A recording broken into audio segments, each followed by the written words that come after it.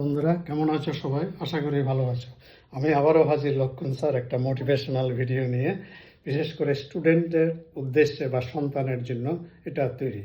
কিভাবে আগ্রহ বা অনুরাগ তৈরি করা যাবে সন্তানের মধ্যে, তা নিয়ে আজকে আলোচনা। আগ্রহ বা আগ্রহের ইংরেজিতে বলা হয় ইন্টারেস্ট। এটা একটা ল্যাটিন শব্দ। এটার অর্থ হলো ইট ম্যাটার্স বা ইট কনসার্ন।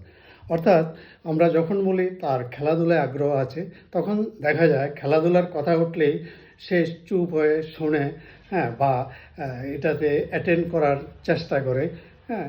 একটা মানসিক স্বতঃস্ফূর্ত একটা অনুভূতি, হ্যাঁ, এবং একটা মানসিক সংগঠন এবং প্রবৃত্তিগত প্রবণতা, এবং এটা প্রেরণামূলক এবং চাহিদা পরিতৃপ্তির মানসিক সংগঠন। তাই প্রত্যেক শিশুর মধ্যে আগ্রহ সৃষ্টির চেষ্টা করতে হবে।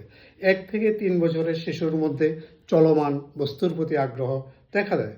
আবার 3 থেকে 5 বছর মোটর গাড়ি যন্ত্রের প্রতি আকর্ষণ। আবার 5 থেকে 10 বছর পুতুল খেলা, ছবি আঁকা, পড়াশোনা, নাচ গান, হ্যাঁ, এগুলির প্রতি তার আগ্রহ।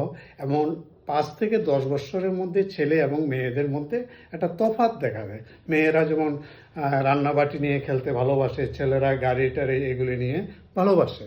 এখন অনুরাগ এবং মনোযোগের কি সম্পর্ক? খুব ঘনিষ্ঠ সম্পর্ক। প্রথমে সব কিছুই মনোযোগের পর্যায়ে থাকে, পরে এটা স্থায়ী রূপে আগ্রহে পরিণত হয়।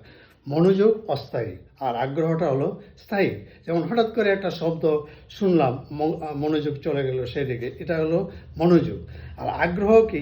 আগ্রহ আমি পড়াতে মন বসিয়েছি, আমার পড়তে হবে, এই যে একটা স্বতঃস্ফূর্ততা, এটা হলো আগ্রহ।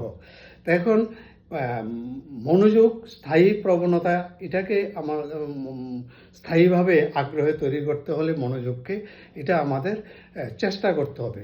এবং মনোযোগ হলো ক্রিয়াশীল রূপ এবং আগ্রহ হলো সুপ্ত মনোযোগ। এবং যতই আমরা পার্থক্য বলি না কেন, দুইটার মধ্যে মানে খুব ঘনিষ্ঠ সম্পর্ক। প্রথম জোর করেও মনোযোগ তৈরি করা হয় এবং পরবর্তীকালে দেখা যায় এটা আগ্রহে পরিণত হয়।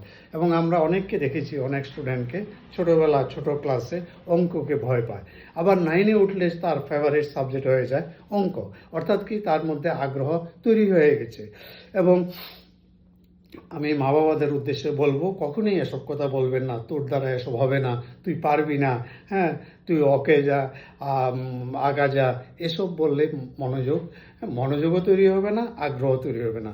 যত বেশি প্রশংসা করবেন এবং যত বেশি মনীষীদের উদাহরণ দেবেন, ভালো মানুষদের উদাহরণ দেবেন, ততই তার মধ্যে আগ্রহ তৈরি হবে। খেলাধুলা, পত্রিকা পড়া, নিউজ দেখা ইত্যাদির মাধ্যমেও কিন্তু পেশাগত আগ্রহের প্রতি তার নজর বাড়ে। থ্যাংক ইউ সবাইকে।